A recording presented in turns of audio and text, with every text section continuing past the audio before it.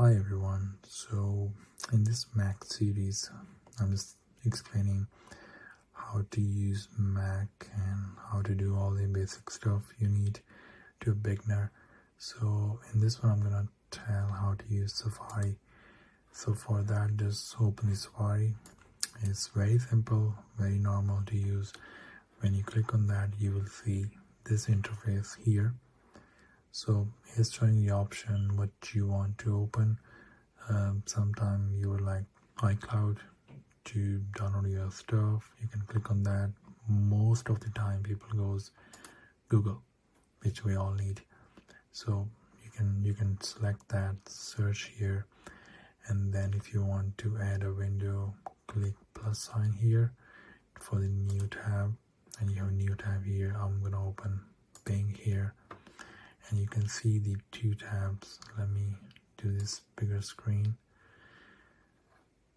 I think it's too big now.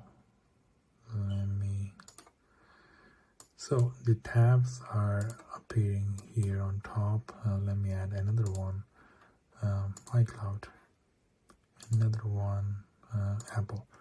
So we have tabs here. If you want to close any tab, there's a little cross. Click on that and it will close that tab. And then if you want to open any incognito window, so for that you have to,